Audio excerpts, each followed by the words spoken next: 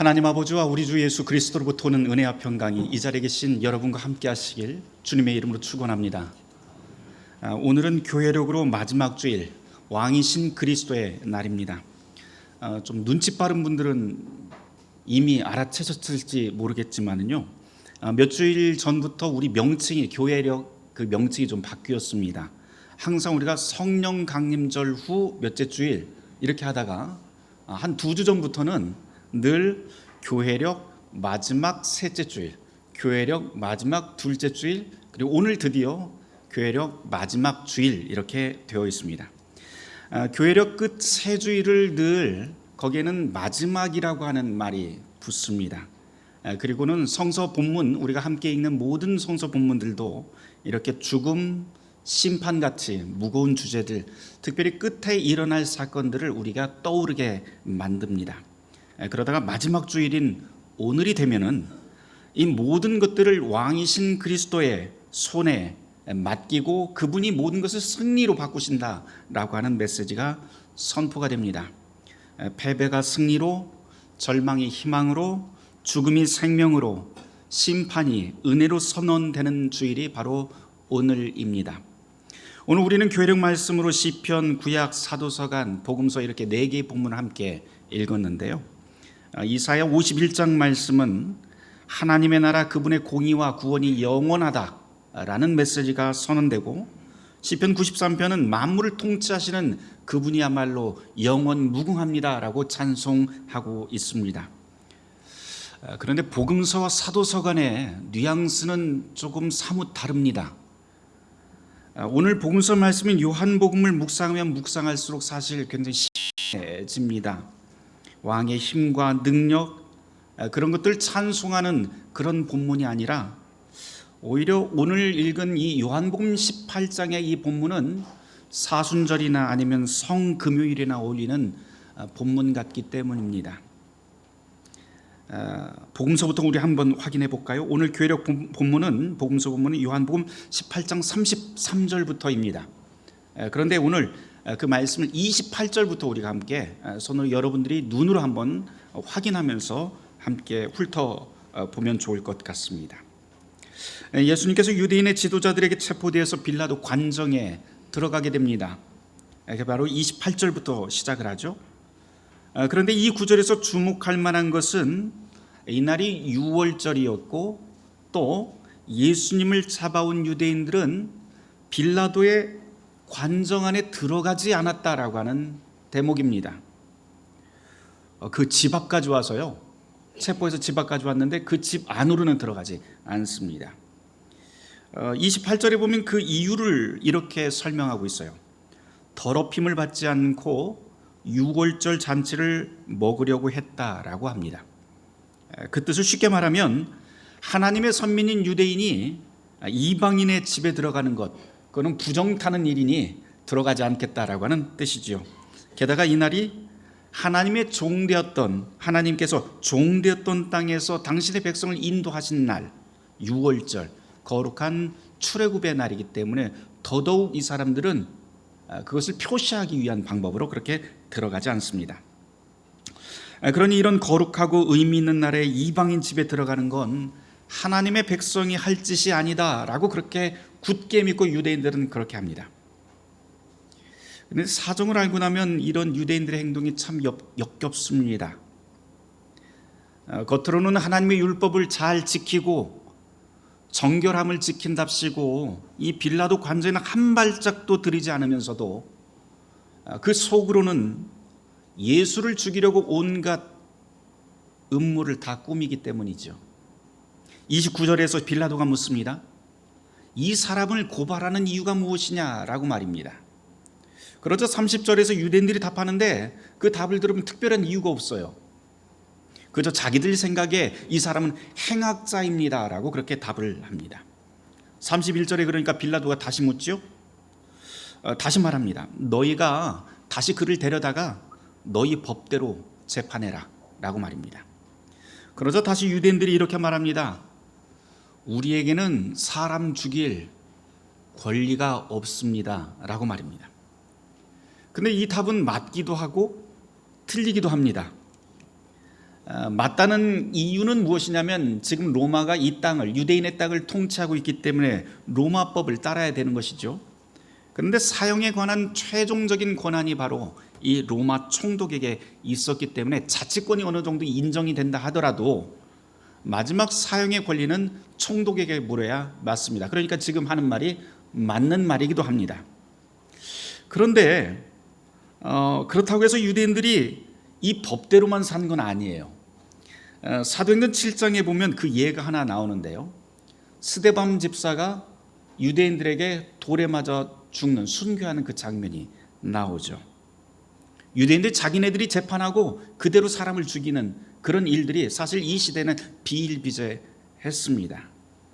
이런 식으로 유대인들은 공식 재판 대신에 자기의 율법에 따라서 사람을 처형하기도 했던 것이 그 시대의 관습입니다. 이런 사례를 알고 오늘 이 본문을 읽으면은요, 예수를 잡아온 사람들이 지금 빌라도에게 맡겨서 예수를 죽이고자 하는 그 꼼수가 눈에 들어옵니다. 자기 손에 피를 안 묻히겠다라고 하는 그런 뜻이죠. 그렇게 보면 이 유대 지도자들, 유대인들은 자기 편한 대로 통치자를 자꾸 바꾸고 있어요. 율법을 지킨다면서 빌라도의 관저에 안 들어가는 걸 보면 하나님이 우리의 왕이라고 그렇게 말하는 것 같지만 사형 집행 권한은 로마 총독에 있다고 하면서 로마 총독 앞에 간청하는 대목을 보면 로마 황제가 우리의 진짜 왕입니다 라고 그렇게 말하는 것 같습니다. 하나님과 로마 황제 사이에서 간보기를 하면서 누가 힘이 센지 또는 내 편한 대로 이쪽 저쪽에 오락가락합니다. 33절로 넘어가 보죠. 빌라도가 드디어 예수님 앞에서 입을 뗍니다. 빌라도의 첫마디, 네가 유대인의 왕이냐? 라고 묻습니다. 그 이후로 나와 있는 이 본문들을 여러분이 좀 눈여겨보시기를 바라요. 거기에 주거니 받거니 예수님과 계속 대화가 오고 가는데요, 사실 어떤 면에서 보면 같은 말 같은 단어를 쓰고 있는데 서로 다른 방향으로 자꾸만 어긋납니다. 쉽게 말해서 동문서답 같은 형태로 계속해서 대화가 공전하고 있습니다. 함께 왕이라고 하는 말을 쓰지만 각자 의미하는 왕이 다릅니다. 진리라고 하는 단어를 같이 쓰고 있지만 그 내용도 완전히 다릅니다. 같은 시간, 같은 공간 안에서 같은 단어를 쓰는데 낯선 언어로 말하는 것처럼 서로 말이 안 통합니다. 빌라도가 말하는 왕은 정치력도 있고 군사력도 있어서 모든 사람 위에 올라서 군림하고 가장 화려하고 가장 비싼 것, 최고의 것을 누리는 군주와 황제를 뜻합니다. 이에 비해서 예수님이 말씀하시는 그 왕은 어떤 분인가요? 37절에서 보면 예수님이 뭐라고 이야기하면 내가 바로 그 왕이다 라고 말씀을 하십니다. 근데 예수님이 어떻게 사셨나요? 왕으로서 어떻게 사셨나요?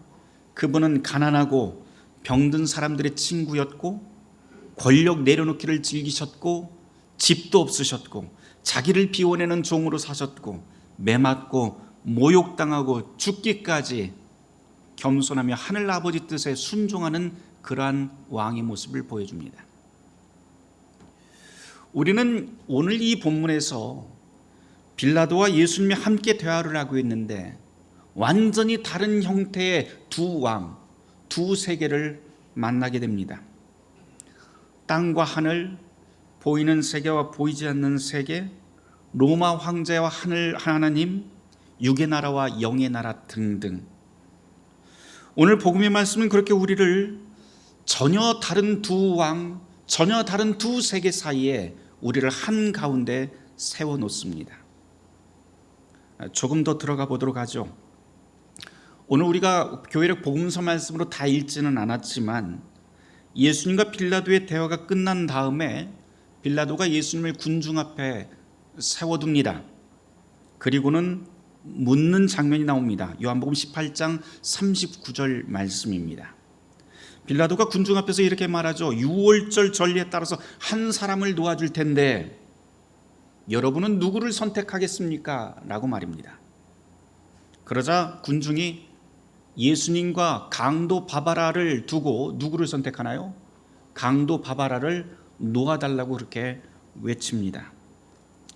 예수와 바라바를 두고 군중이 바라바를 선택하는데요, 이 구절이 매우 아프게 읽힙니다.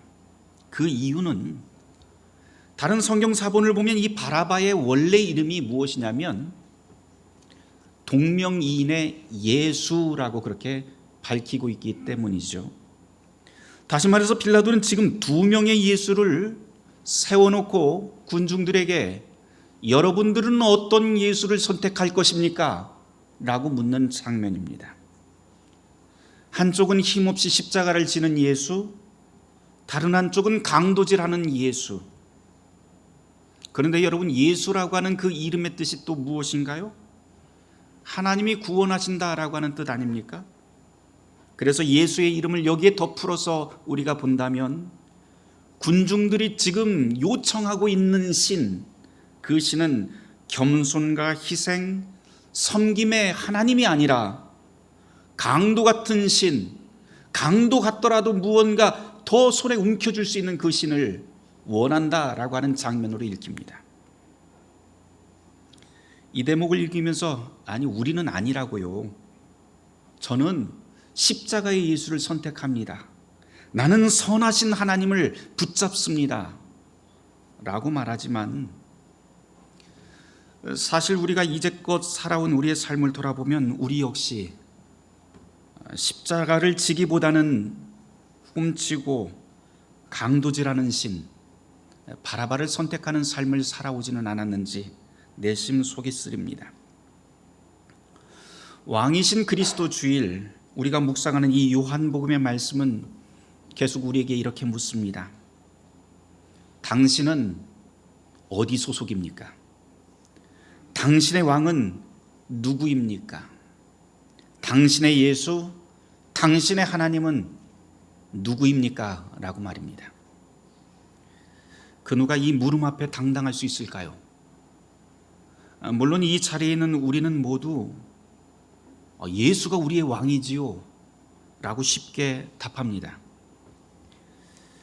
그러나 정말 그럴까요? 혹시 우리도 유월절 예수를 끌고 빌라도 관정 앞에까지 끌고 가서는 그래도 나는 저기까지는 안 들어갔어요 라고 하면서 신앙인이라고 하는 걸 자랑하면서 사는 건 아닐까요? 내 편할 때만, 나에게 유익이 있을 때만 예수장이었다가 불편한 일이 생기면 주님 잠깐만 여기 계세요 하고는 내 마음대로 할 것 다 하고 그렇게 사는 이중인격자로 우리는 살아가고 있지는 않은지요. 종교学자 루터의 탄식대로 세상에 그리스도는 참으로 드뭅니다. 신앙인으로 사는 것, 주님을 참으로 왕으로 모시고 사는 것, 그 실제로는 정말 쉽지 않습니다. 마음을 굳게 먹고 내가 예수를 따라서 하나님의 뜻대로 살아야겠다, 그렇게 마음을 먹고 또 먹고 살지만 흔들릴 때가 한두 번이 아닙니다. 특별히 가족 문제가 걸리면 더 그런 것 같아요. 교우들하고 대화하다가 종종 이런 어려움을 듣고는 합니다. 우리 세대는 주일마다 교회 출석도 다 하고 주일 성수도 하고 교인 집에 무슨 일이 생겼다 소리가 들리면 팔 걷어붙이고 기도하고 중보하고 거기 가서 돕는 걸 당연하게 여겼는데 요즘 우리 아이들 그 다음 세대들을 보면 전혀 다른 세계에 사는 외계인 같다고 그런 말을 종종 하십니다. 온통 자기 자신밖에는 없고요, 심지어 부모나 주위 사람들은 신경 하나도 안 쓰면서 그렇게 산다고 말입니다. 실제로 가슴 아픈 이야기지만 교인이라고 해서 그 자녀가 교회에 출석하는 일, 이제는 참 드문 일이 되어버렸습니다. 아이들 세계에서는요, 교회 나가는 것 자체가 정말 드문 일이 되어버린 지 꽤 오래 되었습니다. 그래서 교인들이 저에게 이런 말씀을 종종 합니다. 목사님, 이렇게 한 10년 지나가면 교회 망할 것 같아요. 교회 몇 개나 남아있을까요? 라고 말입니다. 사실입니다. 10년, 20년이 지나면 교회 숫자 눈에 띄게 줄어들 겁니다. 상상 못할 만큼 말입니다. 아니라고 부정해도 그럴 수밖에 없어요. 그런 증상들이 너무 많습니다. 어린이, 학생, 청년부가 있는 교회가요, 한국에서 이제는 반의 반도 안 남았습니다. 시간이 지나면서 아이들, 청소년들이 교회에서 빠져나가는 속도가 더욱더 가속력이 붙어버렸습니다. 지금 기껏해야 대형교회 그리고 특별한 몇몇 교회만 아이들과 청소년이 남아있을 뿐입니다. 나머지 교회는요, 전멸하다시피 했습니다. 그런데 그렇게 된 이유가 도대체 무엇일까요? 여러 가지 환경적인 요인들을 우리가 이야기하지만 사실은 그 답은 의외로 간단합니다. 아이들과 청년들에게 교회가 별로 매력이 없어요. 매력이 없어요. 재미도 없고 매력도 없고요, 얻어갈 이익도 없고, 게다가 왔다 하더라도 맘 놓고 대화하고 행동할 만큼 안전하지도 않습니다. 그게 오늘의 교회입니다. 어른들이 말하는 하나님은 언제나 늘 너무 멀리 있고요, 눈에 보이는 세상은 아이들에게 너무 가까이 있죠. 하나님은 손으로 만질 수도 느낄 수도 없는데 돈, 권력, 명예, 연예인들은요 찾아갈 수도 있고 SNS로 막 해서 조금 더 가까이 갈 수도 있습니다. 그러니까 이런 시대에 교회가 아무리 하나님 믿으세요, 예수님이 우리의 왕입니다 라고 그렇게 멋진 설교를 하더라도 그 말이 먹히지 않습니다. 정말이에요. 오늘 여기 나온 우리 아이들, 우리 딸도 있지만은요, 정말 기특한 건 이런 재미없는 곳에 아이들이 왔다고 하는 사실입니다. 예배 시간에 입 다물고 찬송가도 안 부르고 기도 시간에 눈 뜨고 설교 시간에 잠을 잔다 해도요, 이 시대 교회엔 이 아이들이 참으로 귀하고 귀합니다. 교회 밖 세상을 한번 여러분들 보세요. 둘러보면 눈에 띄고 화려한 것들로 가득하지요. 멋진 음악, 광고들이 사람들의 관심을 끌려고 서로가 다 경쟁을 합니다. 이런 세상에서는 나라고 하는 존재가 늘 중요합니다. 더 많이 벌고 더 높은 자리로 가고 마음대로 내 마음껏 사는 것이 성공이라고 늘 그렇게 가르칩니다. 하지만 성경이 가르치는 삶의 방식, 교회가 요청하는 그런 삶의 방식은 완전히 다르지요. 눈에 보이는 세상의 가치가 아니라, 감각적인 세상이 아니라 보이지 않는 더 높은 가치를 추구하라고 그렇게 말합니다. 이웃을 배려하고 도와주어야 하고, 낮은 곳으로 가야 하고, 죽기까지 자신을 비워 보이지 않는 하늘 뜻을 살아내려고 교회는 가르칩니다. 게다가 혼자만이 누릴 수 있는 그 자유는 교만과 아집이지 참 자유가 아니라고 그렇게 세상을 거슬러서 교회가 자꾸 가르칩니다. 문제는 이런 시대, 교회가 매력없고 신앙이 재미없는 이 시대에 신앙인이라고 자부하는 우리는, 그리고 우리의 자녀들과 불신의 세상에서 우리가 할 수 있는 일이 도대체 무엇일까 하는 문제입니다. 아무리 생각해도 우리가 할 수 있는 일 떠오르지가 않습니다. 저는 교회가 이 시대에 할 수 있는 일이 없어요. 새로운 프로그램을 아무리 도입한다 하더라도 교회 바깥에 있는 전문 시설들을 교회가 따라갈 수 없습니다. 그럼 우리는, 교회는, 오늘 이 시대의 교회는 무엇을 하고 무엇을 보여주어야 할까요? 이대로 망해야 될까요? 저는 그 실마리를 사도 서간으로 읽은 유다서에서 함께 나눠보고 싶습니다. 제가 조만간 수요일에 이 유다서 한 장밖에 안 되니까 함께 한번 다뤄보고 싶어요. 한 장밖에 안 되지만 이 안에 정말 보석 같은 메시지들이 숨어 있는데요, 이 유다서는 교회가 내부적으로 그리고 외부적으로도 굉장히 어려움을 당하고 있을 때, 교회의 존폐 위기에 처해 있을 때, 특별히 교인들이 거짓 예언자들의 가르침으로 막 흔들리고 교회의 미래가 불안하고 위태롭던 시기에 기록된 성경이 유다서입니다. 시간상 제가 짧게만 말씀드릴게요. 유다서 1장 17절에서 23절 말씀을 우리 찾아서 같이 한번 읽어보면 좋을 것 같습니다. 우리 유다서 1장 17절에서 23절까지 말씀입니다. 같이 읽습니다. 사랑하는 자들아, 너희는 우리 주 예수 그리스도의 사도들이 미리 한 말을 기억하라.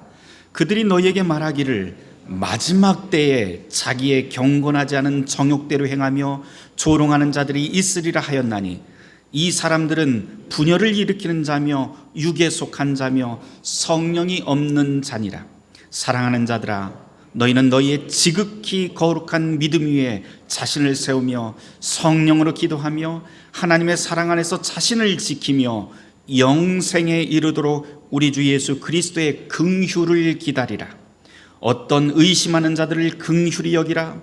또 어떤 자를 불에서 끌어내어 구원하라. 또 어떤 자를 그 육체로 더럽힌 옷까지 미워하되 두려움으로 긍휼히 여기라. 이 상황을 보면 2000년 전 이 교회와 오늘 이 시대의 우리의 교회가 너무나도 닮아 있습니다. 사도 유다가 지금 뭐라고 가르치나요? 정욕대로 행하며 교회가 매력없다 조롱하는 마지막 때가 오면은 너희는 지극히 거룩한 믿음 위에 자신을 세우며 성령으로 기도하며 하나님의 사랑 안에서 자기를 지키며 눈에 보이지 않는 영원한 생명에 이르도록 그리스도의 긍휼을 기다리라 라고 그렇게 가르칩니다. 믿음 안에서 기도하며 기다리는 것, 인내하며 기도하고 기다리는 것이죠.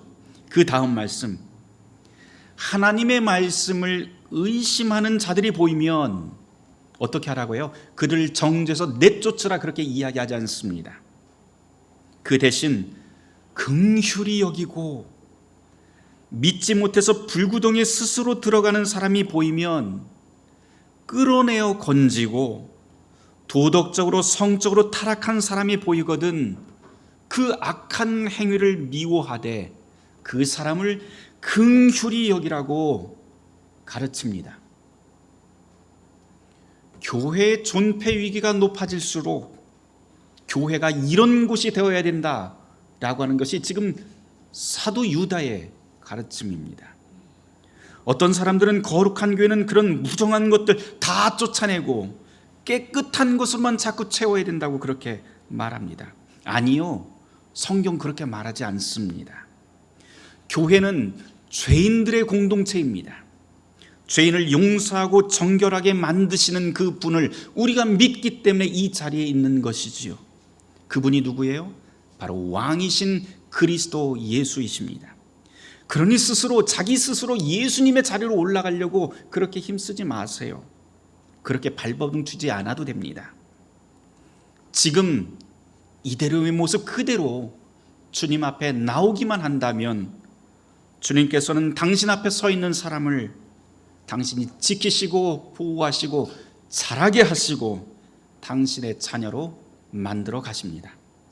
그래서 사도 유다는 24절 25절에서 이렇게 편지를 마감을 합니다. 함께 읽어보도록 할까요?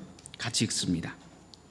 능히 너희를 보호하사 거침이 없게 하시고 너희로 그 영광 앞에 흠이 없이 기쁨으로 서게 하실 이 곧 우리 구주 홀로 하나이신 하나님께 우리 주 예수 그리스도로 말미암아 영광과 위엄과 권력과 권세가 영원 전부터 이제와 영원토록 있을지어다. 아멘. 사랑하는 성도 여러분, 우리의 왕은 그리스도 예수이십니다. 그분이 불안한 저와 여러분, 걱정스러운 우리의 자녀들, 그리고 한 치 앞도 안 보이는 교회와 세상, 그리고 생명과 죽음을 선하고 온전하게 통치하십니다. 바라기는 우리의 왕이신 그리스도 예수께 우리의 모든 짐을 맡기고 그분의 음성을 따라가는 복된 그리스도인, 복된 교회가 되길 주님의 이름으로 축원합니다. 한 가지만 더 이야기하고 마치겠습니다. 교회는 마지막 주일을 부르는 또 다른 이름이 있죠. 우리는 왕이신 그리스도의 날이라고 그렇게 부르지만 독일 루터교에서는 이 날을 죽은 자의 일요일 또는 영원의 날이라고도 부릅니다. 제가 이전에도 몇 번 말씀을 드렸던 것 같아요. 제가 독일에 있을 때 레겐스부르크의 루터교회를 다녔는데 주일 평균 참석 인원이 50명도 안 되는 아주 작은 소공동체였습니다. 빈자리가 막 헝하게 이렇게 보이는 주일마다 그랬어요. 그런데 11월 어느 주일인가 교회에 갔는데 교회 안이 꽉 차 있더라고요. 전체 빈자리 하나도 없고 그 간이 의자를 다 갖다 놓고 사람들이 진짜 꽉 차게 그렇게 앉아 있었습니다. 그래서 이게 뭔 일인가 싶었어요. 나중에 알고 보니까 그날이 바로 교회령 마지막 주일, 죽은 자들을 위한 주일, 또 영혼의 날이라고 부르는 날이더라고요. 특별히 그날 예배에서 인상적이었던 그런 예배 순서가 몇 가지가 있었는데, 설교가 끝나니까 목사님이 최근 몇 년 동안 소천하신 교회 성도들 이름을 한 사람 한 사람씩 호명을 하더라고요. 그러자 호명할 때마다 그 가족들이 초를 들고 앞으로 쭉 나와서 쭉 서십니다. 그런 다음에 모두가 다 그렇게 호명하고 선 다음에 모든 교인들이 다 자리에서 일어나더니 침묵 기도를 같이 합니다. 그렇게 예배가 끝나는 줄 알았어요. 성찬하고 다 끝나는 줄 알았는데 그게 다가 아니더라고요. 예배가 끝나니까 교인들이 함께 교회에서 얼마 안 떨어진 그 공동묘지로 같이 줄지어서 3, 3, 5 막 갑니다. 저도 한번 따라가 봤어요. 그랬더니 거기에서 공동묘지에서 함께 작은 기도회를 같이 하더군요.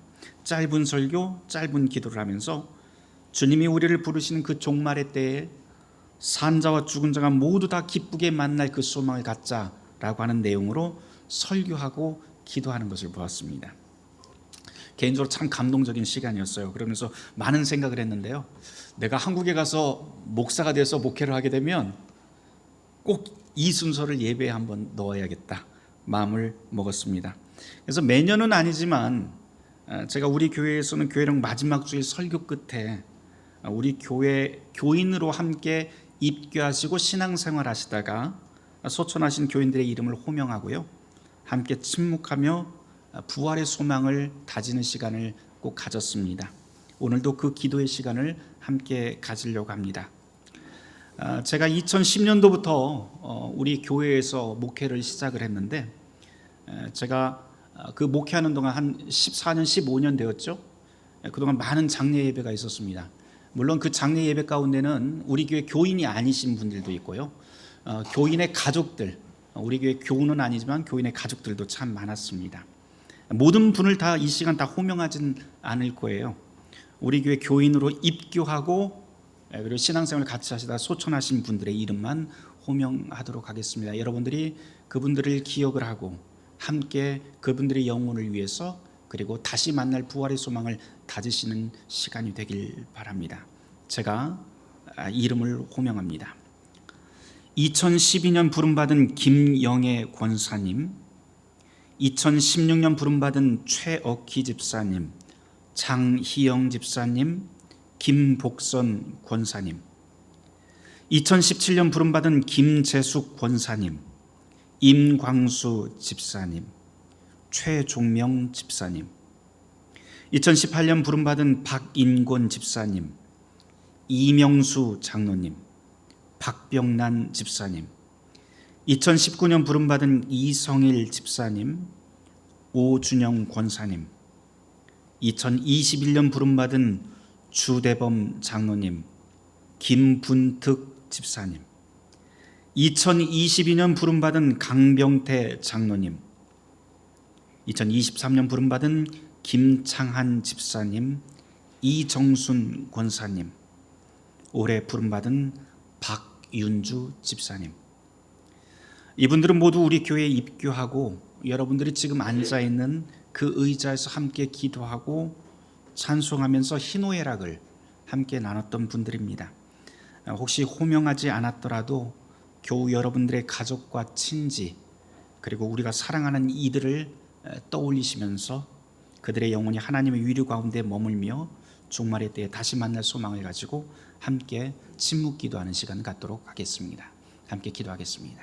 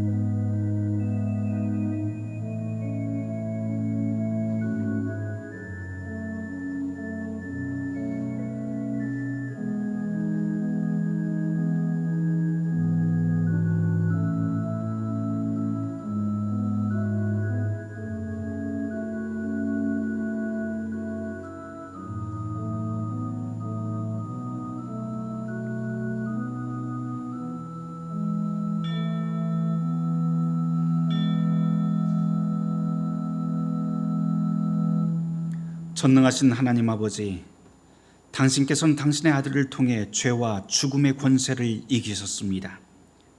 우리에게 믿음을 주사 우리의 생각과 지혜를 넘어서는 하나님의 진리를 신뢰하게 하소서. 주님께서는 죽음으로 우리의 생명을 잠시 제한하십니다. 그러나 당신께서는 왕이신 그리스도를 통해 하나님의 자녀들을 영생에 이르게 하겠다고 약속하셨습니다. 이 시간 기도하오니 우리의 사랑하는 이들을 당신의 긍휼에 맡깁니다. 이들의 영혼을 능력의 손으로 붙드시고 평안 가운데 거하게 하소서. 그리하여 주님께서 다시 오시는 그날 모두가 밝은 얼굴로 만나게 하소서. 우리의 왕이신 예수 그리스도의 이름으로 기도하옵나이다. 아멘.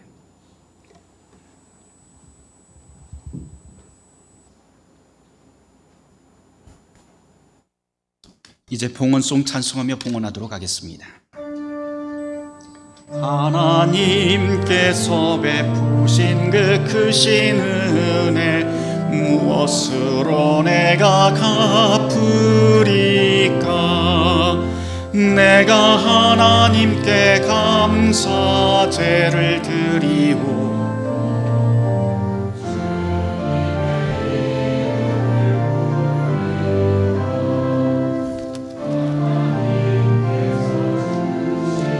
구원의 잔 들고서 주